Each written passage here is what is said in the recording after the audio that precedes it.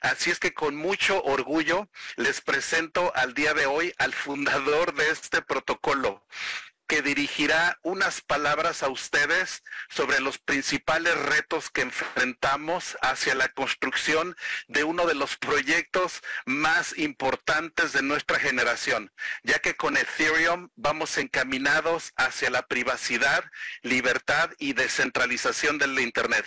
Señoras y señores, con ustedes, Vitalik Buterin. Hey, Vitalik, how are you? Yeah, very good. Muchas gracias para tu muy buena introducción. Sí, excelente. It's so good to hear you talking in Spanish too. Sí, sí. Sí, pero You know? no puedo hablar muy bien al hablar, está difícil, pero entendí todo que dijiste.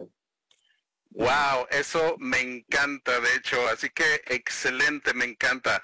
Listen, Vitalik, where I know there's a lot of people like very, very eager to hear your comments today. I know you have a lot of some insights that you would like to share with us, some critical topics that we need to like focus on. So with this, I'll give you the floor and you have Ethereum Mexico 2023. It's all yours. Yeah, no, amazing. Thank you so much. Thank you so much for that. Okay, let me just set things up.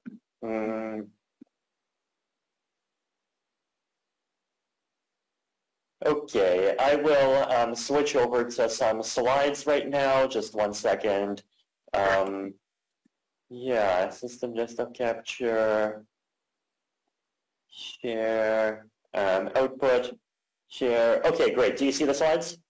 Yep. Okay, perfect. Sure. Yep. Great. Yeah. So, I mean, I think for the last couple of years have just been a fascinating years of growth and transformation for the Ethereum ecosystem. And I mean, I know that, I mean, obviously, a lot of people have been, like disappointed because prices have been fairly flat for the last couple of years. And, we've just had all of these situations around, like FTX and various other, like US exchange related things and other kinds of things. And so I thought I think it's also really important to talk about like some of the major progress that has been made over the last couple of years and how some of that progress on the technical side and on the ecosystem side can actually translate into a much better Ethereum ecosystem that can do a much better job of serving its users and really serving a lot of the reasons why those of us who came into crypto are really here for. So I think the biggest thing that has happened over the last couple of years is obviously the switch to proof of stake. So the switch to proof of stake has been a big dream of the Ethereum ecosystem almost since the beginning. So the first proof of stake related blog post that I wrote came out in January 2014, and it was called Slasher, and it really introduced some important ideas that ended up motivating the algorithms and the design of even the proof of stake that we have today. We started really building the current version of proof of stake in 2018. The Beacon chain launched in 2020. And last year, actually a year and a month ago, roughly, we had the merge, right? So the merge was the last step in switching Ethereum over from proof of work to proof of stake. And it was a very complicated transition. It took a lot of time to develop. There was a lot of testing. There was a huge amount of hard work from all of the developers and client teams that went into it. But as a result, we have a stronger blockchain, a safer blockchain, a much more environmentally friendly blockchain whose electricity consumption dropped from being about as much as a 5 to 10 million person country in Europe to being like basically nothing, like basically about 1,000 times less. There's now over 25 million ETH is staking. The proof of stake chain has been running stably for over a year, and we have even had a successful hard fork after the merge. And there have definitely been like small technical issues, like there was that time a few months ago where it stopped finalizing for about an hour, but like even that did not really interfere with the way that the chain works, right? Proof of stake stopped finalizing for an hour, but proof of work, it never finalizes at all. So it's been a really big boon to users. Light clients are actually possible now in a way that was really not possible before. And it really set us up for a lot of future things that's going to make Ethereum even better, like data availability sampling and other kinds of improvements in the future. There are challenges to proof of stake as well, right? So the one that is on a lot of people's minds, I think, is improving staking decentralization, right? So it's difficult for people to stake on their own. There have been staking pools that have been getting a fairly large market share, and there's concerns around whether or not staking might become too centralized if some of these pools get market shares that are even higher. And so there's been a lot of discussion around like how do we make staking actually more friendly to regular users. And I think another one of these issues at the same time, this is not really an issue that has gotten like a lot of public attention on Twitter or Farcaster or any of those like big discussion forums, but just like staking efficiency, right? The staking system in Ethereum still does take a lot of time to verify blocks. It's still pretty complex, and there are interesting opportunities to try to redesign the staking mechanism to try to improve decentralization, give more options to people who cannot be solo stakers in the current format, and give us benefits like single slot finality, and even ideally at the same time, reduce the amount of signatures that are happening, like even reduce it to something like 10,000 signatures per slot. So, some of these ideas are going to involve some level of trade-offs, right? So it might involve changes to the economics, it might involve some changes to the security model, but at the same time, like it's important to remember that right now probably the biggest risk to proof of stake is centralization issues, and whether at 51% attacking costs 2 million ETH or 8 million ETH is not really an issue that people are worried about, right? And so making some compromises that might, for example, reduce the cost of attack, but at the same time really reduce the risk of centralization, but still keep the cost of attack very high, is something that is worth considering, right? And these are the kinds of things that the research team has been very actively involved in. I wrote a post about this a few weeks ago. Mike Noiter, one of the brilliant researchers at the Ethereum Foundation, has been thinking about this. Dankrad has been thinking about this. Francesco has been working on single slot finality for a long time. So there's a big opportunity to keep thinking about these things, and I think there's still a desire to really continue improving the proof of stake design, right? Now, proof of stake is one of those things that it's not really visible to regular users unless it breaks, right? And so the goal of proof of stake is not performance. The goal of proof of stake is creating a chain that continues to be stable for its users and that does not break. And this is something that I think the Ethereum community really values, and that's something that the community is, I think, really invested in continuing to make sure that it works well. And so there's just a huge amount of effort that is going in, and that I think will continue to go in on this from all parts of the Ethereum ecosystem to continue improving the Ethereum proof of stake system.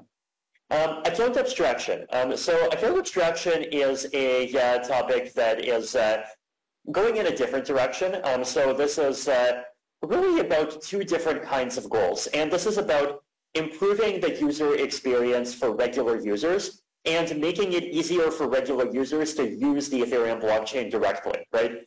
if it's not practical for people to, and easy for people to use the Ethereum chain directly, people will use centralized services. And people will feel happy with centralized services until one day something happens and, the centralized service does something that makes people very, very unhappy, as the ecosystem keeps seeing once every couple of years. And so having a strong chain and decentralized ecosystem that allows users to do the kinds of things that they want to do, whether it's holding assets, whether it's sending money, whether it's participating in DAOs, whether it's having ENS names, being part of decentralized social projects, all of these things are something that just requires some kind of infrastructure that makes the base chain and the layer 2 ecosystem on top of the chain actually easy for people to use and decentralized and secure at the same time. And so I've talked about account abstraction many times before and the two kinds of goals that it has: security-related goals, convenience-related goals. Convenience-related goals include being able to pay fees with ERC20s. So if, for example, you received 100 USDC, but you have not received any ETH, you should be able to use the USDC to pay fees. Sponsored transactions, making it possible to pay fees for other people's transactions.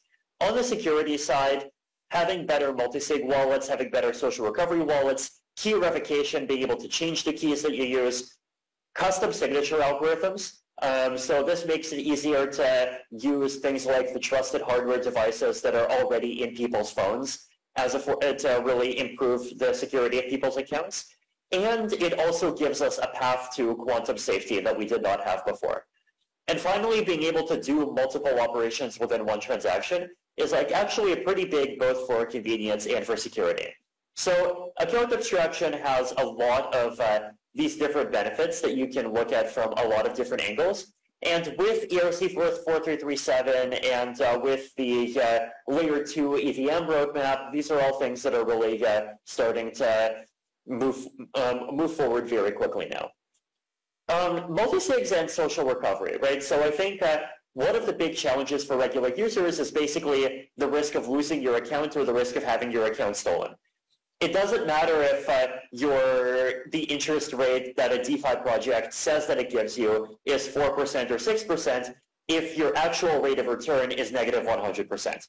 And so I think the biggest challenge for the ecosystem is making sure that nobody gets a rate of return that is negative 100%. So the way to do user accounts that I think serves the goal of security and in a way that is friendly to regular users and serves the goal of making something decentralized and not having everything controlled by an exchange at the same time is multisigs and social recovery accounts. Accounts that require multiple keys in order to sign off on important operations, whether it's sending large transactions, sending your ENS name, recovering control of your account. All of these things should require multiple keys and not just one key, so that if you lose any one key or that if any one key gets stolen, you are still safe. There are different kinds of guardians. So friends and family, other users can be your guardians, your own other devices. So laptop, phone, extra phone, hardware device can be guardians. Institutional guardians, so companies can all be guardians. And some combination of all of these can help be part of the security for a user's account. Now, doing account abstraction well is an ecosystem-wide effort. This is something that requires cooperation from wallet developers, infrastructure providers, developer tools, all kinds of people. So wallets, applications need to support smart contract wallets, things like ERC-1271, and some of the other new ERCs that are coming out, developer tools, layer 2s, privacy infrastructure, MEV infrastructure, authentication methods, lots of different parts of the Ethereum ecosystem really need to be part of this, right? But if we can make this work, then we can really improve security for regular users in a way that really complies well with the values that people in this ecosystem have. Scaling. Scaling is super important. Nobody will use Ethereum if using Ethereum requires paying a fee of like $5.55 just to send one transaction. So the main scaling strategy that Ethereum is using involves layer 2s. And basically higher layer projects on top of Ethereum that benefit from Ethereum's security, but that are not directly part of Ethereum itself. And these projects can still be very secure, but can be much more scalable because you don't need every single Ethereum node to be verifying every single thing that happens inside of them. So the Ethereum higher layer ecosystem can potentially get pretty complicated. So we already have rollups. We have Scroll, Polygon, Tycho, Optimism, Arbitrum, Starknet, Kakarot, amazing projects, and Linnea, many more of them showing up more and more. We also have increasingly interest in intermediate layers, so layers that are between rollups and layer 1. I mean, people have talked about shared sequencing for this. I mean, the thing that I'm personally more excited about is proof merging. Basically, multiple rollups being able to combine their proof systems, and so you have one proof for many of them, and that allows many of these rollups to just commit into a layer 1 much more quickly. We also have Validiums. Validiums are projects where proofs of computation, and like specifically ZK snarks, go on-chain, but data goes off-chain. And so if you're in a Validium, your data is going to be much cheaper, transactions are going to be much cheaper, but the security is a little bit lower. Basically, whoever operates the Validium, they cannot steal your coins and they cannot make invalid things happen, but they can disappear and they can make your coins disappear. So there's a complicated trade-off here. So scaling challenges, right? Proof system security and decentralization. Rollups and Validiums, they both rely on some either fraud proofs or zero-knowledge proofs to verify that computation inside of these ecosystems is done correctly. And these systems are verifying a really complicated logic that basically involves verifying an entire EVM. This is like a lot of code. It's very complicated. There's a risk that it has bugs. And so right now, almost all of these projects that are running, they do not actually trust the proof system directly. They have some kind of multisig that can override it. And this is good while a project is still young, but over time we need to move beyond this, and over time we need to become more actually decentralized. Sequencing decentralization. Okay, I have you back, Vitalik. Yes, you have me back. Okay. Great. Shall we go back to the screen? Perfect. Yes, that's exactly what I am doing right okay, sorry about now. that. Okay, yes, perfect. Okay. Yeah, so if you basically, wallets really need to do a much better job of natively supporting users jumping between all kinds of layer 2 projects. This might even involve users having different addresses on layer 2s. Data availability space is another one, right? So we have EIP 4844 coming soon, but the amount of data that it supports needs to be expanded over time. So a lot of really amazing work that's happening in the layer 2 space, which is very important. And this is all being done just so that regular users can have lower fees, right? If Ethereum costs $2 a transaction to use, well, very few people are going to use it. If it costs 10 cents a transaction to use, more people are going to use it. And if it costs 0.1 cents a transaction to use, then everyone will use it.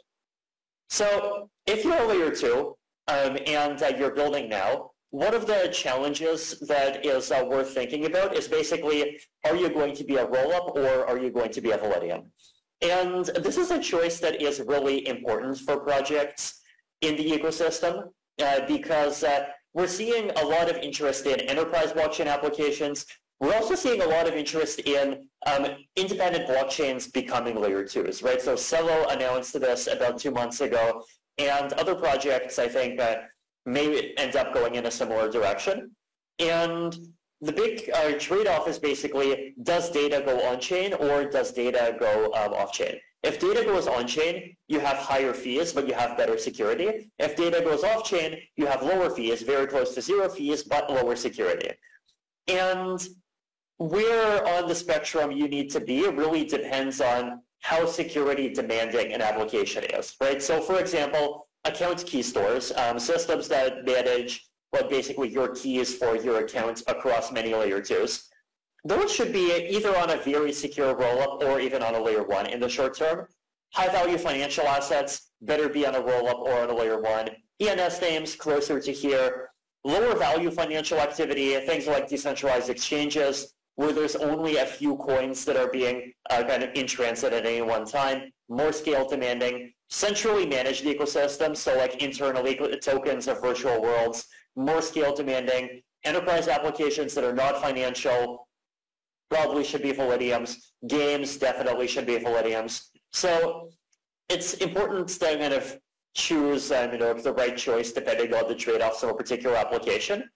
And for a lot of projects, it's okay to be a Validium for now and switch to being a rollup once blob data space expands, right?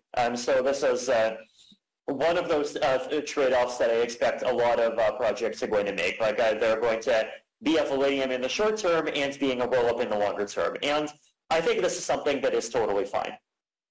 Scaling individual applications. So ENS has this scaling strategy called CCIP that allows ENS records to be on layer 2s and then have proofs of that get verified. So this is something that is still in the process of being built, and we're probably going to see more and more things like this appear in the future. And privacy, right? So privacy is one of these really important topics for Ethereum because it's one of those things that a lot of people don't realize is important until they suddenly realize that, wait, it's actually very important. Privacy is valuable, but privacy is also something that especially as the world quickly digitizes, we're very quickly losing, right? So there's a lot of discussions around CBDCs and moving to a cashless society. And one of the things that this really does, unfortunately, is that it destroys a form of privacy of cash that our civilization has had for thousands of years. And so if the crypto space can really come together and create a vision for how financial transactions could happen in a way that does actually preserve privacy, which is something that I've been spending a lot of time on, other people have been spending a lot of time on, and there's been a lot of interesting projects in improving privacy and preventing limiting bad actors' ability to use the system at the same time. And these are things that with zero-knowledge proofs are actually very possible to do. But this is just a space that we need to really continue working on and focusing on. Privacy is not just for coin transfers. Privacy is also important for account abstraction and for guardians. Like, a lot of people are okay trusting their friends to help them recover an account, but those people do not want their friends to see all of their activity. And so being able to have a guardian without letting that guardian see everything that you're doing is also very valuable. Privacy of things like identity and reputation. Being able to prove that you have something like a POKE token, a token in the proof of attendance protocol, or some other kind of attestation without revealing all of your information is very important. And so there's a lot of privacy applications in all of these areas. And this is all using technology that has existed only for about 5 years, and that has only really been practically possible to build with within the last 1 or 2 years. I think one of the big things that's important to appreciate is just how much zero-knowledge proof technology has progressed over the last 5 years. It's progressed from something where to participate in the ecosystem at all, you need to have a huge amount of understanding of cryptography, advanced mathematics, technology. But to participate in this today, it has become much easier. It's become much closer to just you needing to be a developer. And there's a lot of brilliant teams like the privacy and scaling team, the CirCom team, the 0x Spark team, a lot of Xocrates, a lot of different teams that have really done a lot to bring us to where we are today. But the result of this is that building applications with privacy built in is much easier than it ever was, which I think is amazing. And this is something that we as an ecosystem really needs to build on top of.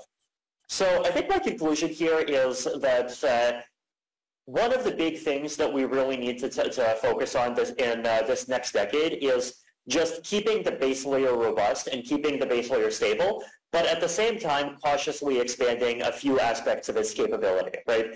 Increasing the amount of data space that it has, EIP 4844, to better support layer 2s and rollups, potentially enshrining a few other capabilities, maybe the zk-EVM, maybe not the zk-EVM,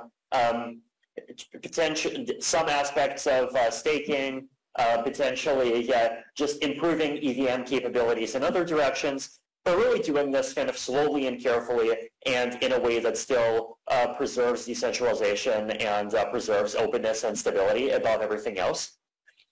There's a complicated balance of making something that is friendly to regular users, but still providing the benefits of decentralization. And to me, I think this is really the thing that the Ethereum ecosystem is in a good place to provide. Like, I think there are other ecosystems that value decentralization, but don't give a crap about user experience for anybody except for like extreme tech geeks that really deeply care. And then there are other ecosystems that basically say, oh, decentralization is just a dumb ideology. We're going to just focus on building a product for users. And I think that's an approach that it feels appealing to some people, but it's risky, and it works until it doesn't work. And so I think there's room for this compromise approach that really actually does the hard work and actually really tries to achieve the benefits of both. And I think the Ethereum ecosystem is in a really good place to actually provide that. The technology is important and the ecosystem is both important, right? So people that are working on really building this technology are doing a really good, important, and valuable job of actually doing this work. And the people building out the ecosystem and building applications, just building communities, bringing in developers, just doing all of the other aspects of this are also doing a really important part of the work here. And all parts of this ecosystem are important, and it's something that I hope can continue to collaborate and collaborate better over time. And so if we do all of those things, then I think the Ethereum ecosystem is going to be in a really good position to really make the world like a more open and free place where people everywhere are more free to participate, both as users and as builders that are building all of the pieces of the ecosystem that are making things happen. And I hope this is something that people in both Mexico and everywhere in Latin America and the world can be part of. So thank you. Absolutely, yes. Thank you so much, Vitalik, for that really thorough presentation. These past few minutes, I believe they have been really, really useful as a guidance, as some kind of some kind of insights, just to strengthen the Ethereum ecosystem. It was really great. I know everybody in Mexico is very, very interested to, share those insights. And, I have a question for you. After this keynote speech, addressing the most critical parts of Ethereum, I want to ask you something about the future. And you can go as futuristic as you want, don't worry about it. How would you define Ethereum's success, in the next 5 to 10 years after overcoming these challenges? Do you see it onboarding like 1 billion people, running an Ethereum node on your phone? How do you define Ethereum's success as a coordination layer on a planetary scale? Yeah, I think this is a very good question, and I think especially right now, I think, there has been a lot of discussion just even beyond the crypto space about just what a bright future for humanity is going to look like. Right, and A16Z published that their Techno Optimist manifesto last year, which is their opinion on on that would look like, and a lot of people have made their reactions to that. And so I think it's valuable to think about what is crypto's role in all of that going to be. And I think the crypto space is definitely in a very unique place. Because I think it is a tech ecosystem, right? We're not Luddites. We are not people who dislike technology or even are particularly afraid of technology. Where I think this is not the sort of ecosystem that thinks that, if something makes the world more digital, it's a Black Mirror episode and we need to be afraid of it. But at the same time, it's unique in how, people in Ethereum and the crypto space in general, we think about things like governance, we think about kind of political issues and issues of not just kind of making a more powerful future, but making a more open future really seriously. And I think those values are there, and I think it's good that those to have those values really kind of contributing to that discussion. But then, in terms of what things the ecosystem and the technology can really do to participate in that, to me, one of the big things, first of all, is just making it possible to build all of these really important base layers in a way that doesn't, just entrench centralized power more, right? Basically everything that is being built today, outside of kind of this small ecosystem and a few other ecosystems, whether it's the metaverse or whether it's AI or whether it's just some of these newer collaboration tools, all of it's being done in a way that really entrenches power in one place. That's usually in Silicon Valley, sometimes in Beijing at the technical layer, and the crypto space could really build infrastructure that creates an alternative to that keeps more power in the hands of users, that keeps more ability to kind of both stay in control as a user and participate as a developer in the hands of regular people. And this is something where that needs to actually be built, right? And if there's even one application that can grow to 1 billion users or even to 100 million users, then there could be more, right? And in order for that to happen, we need lower fees, we need better user experience, we need to really be competitive with the centralized stuff, while at the same time, not losing our soul and not just becoming a copy of the thing that we're trying to compete against. So I hope that that's something that we do, right? I hope that, there is a billion-person Ethereum application, but at the same time, Ethereum doesn't lose its soul. And I think we're in a very good position to actually do that. Absolutely. I would say that we are gearing Ethereum is pushing towards a more solar punk future instead of a cyberpunk dystopian, future, under massive surveillance and lack of privacy. So definitely a much brighter future that we can look into. The second question I have for you, it's about philosophy. There is a phrase that says that philosophy is the connection between the ancient world and the modern world. So with this in mind, what are your thoughts about these old Greco-Roman philosophies such as Stoicism to help us create a new version of the classical Renaissance? And what role would Ethereum play in the upcoming digital Renaissance of the 21st century? That's like a movement that I would always push. So I would like to hear your thoughts about philosophy.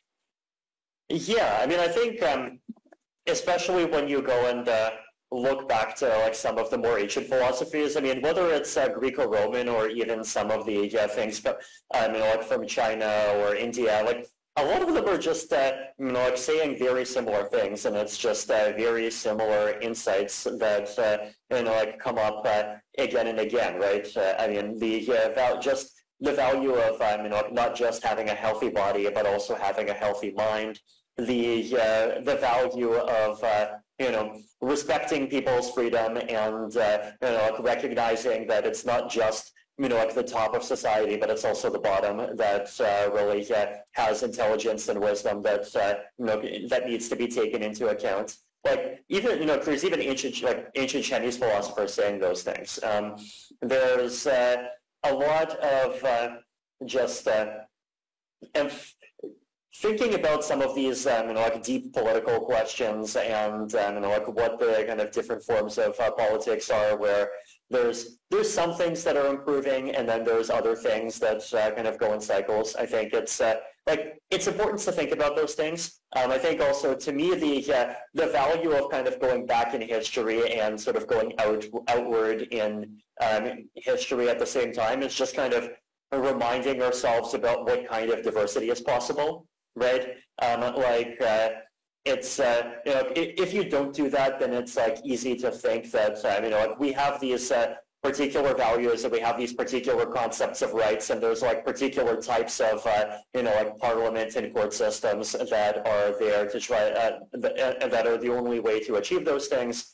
And once you kind of stretch out more, you start to learn the difference between what kinds of things are really are the universals, and what kinds of things we actually needs to really broaden our minds on. And there's actually a lot of different different ways to do things and think about things. And I think just having that kind of mindset is super valuable, especially as we start entering upon a future that's going to be radically different from our present. Absolutely. That's kind of what we hope for, So a different future. This is a different question, a little bit more technical. It's about interoperability. There's a lot of blockchain projects around, like L1s or the Ethereum killers and so on. So do you see Ethereum eventually overtaking them all, or do you see a future of interconnected blockchain networks where even Bitcoin could possibly be run on an Ethereum shard in the future? Yeah, I think this is going to be different for different projects, right? I think we've seen Celo start to announce that they're transitioning to becoming a layer 2, which I think at first means a multi-sig, and then over time is going to mean being a Validium. And then, who knows, probably eventually a roll-up, maybe if the data blob space and with EIP 4844 actually becomes large enough to handle them. And making that actually happen is obviously on us as a research team. So I think but then at the same time, there's other projects that kind of really value, their independence and are just kind of trying different hypotheses, right? So I view Bitcoin in that way, right? Bitcoin is the Bitcoin ecosystem does have a lot of different values from the Ethereum ecosystem. It's stuck with proof of work.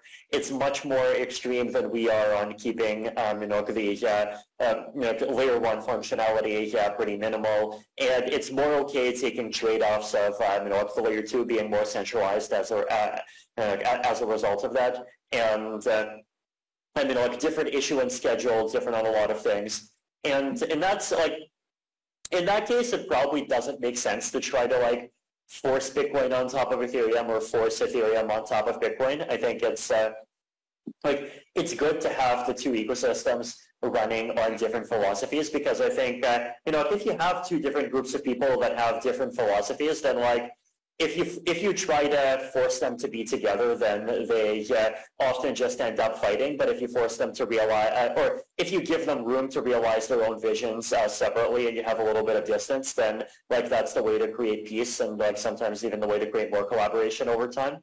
So that, I think it depends on the individual project. I think, there's definitely a lot of projects that are not going to be successful, but that's inevitable in any ecosystem, right? 90% of all businesses fail, and that's going to be true here and anywhere. And in some case, there isn't any kind of choice that can being a separate layer 1 or being a separate layer 2 that can save them. And that in some cases, the important thing isn't that. The important thing is figuring out a way to make sure that they're actually serving some community that really values what they're doing.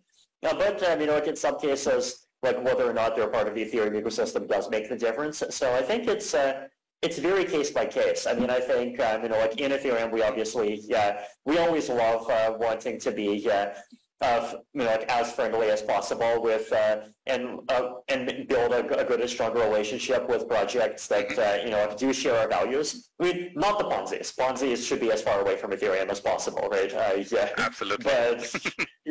But projects that share our values, but like it's ultimately up to like each individual user and each individual team. Perfect. Thank you so much for those insights as well. I would like to ask you, just to get to know you as a researcher on a more personal level, what kind of research topics are you focused on right now, and how much time of your day do you dedicate to Ethereum? And if you have any other projects that you're working on right now? Yeah, I mean, I think within Ethereum, the big thing that I've been focused on is like some account abstraction and some of these like proof of stake issues that I talked about. Outside of Ethereum, I mean, I definitely, see it as being part of my job to kind of stay abreast of this, like bigger world, both like tech and just like what's happening in the world, and just make sure that I understand it and have a clear idea of like where Ethereum can be used, can continue to be valuable in the context of all these other things existing, right? And so, like I do keep looking, look into AI. I've been looking into like different like kind of biotech sectors, just because I think like curing diseases and is just especially airborne diseases recently is just like super important for like human health as well. So I do my best to be like stay aware of those ecosystems and look for opportunities for like collaboration between the Ethereum world and those other worlds where I can as well. Absolutely. This has been a great talk, Vitalik. Thank you so much for sharing, the presentation, and also for taking these questions, like just to get to know you, like on a more personal level. Thank you so much for joining Ethereum Mexico 2023. It's been a great pleasure to have you with us, and I hope you can come back to Mexico soon, Yeah, absolutely. Well, I will let you know, next time I am in Mexico or Latin America, and I look forward to seeing you guys in person. Absolutely, thank you so much. Así que adiós a toda la banda en Ethereum México, adiós y pásenla súper bien en el after party. Vámonos. Thank you so much, Vitalik. This is great. Okay, muchas gracias. Okay. Hasta luego. Hasta luego. Pásenla bien. Chao. Chao.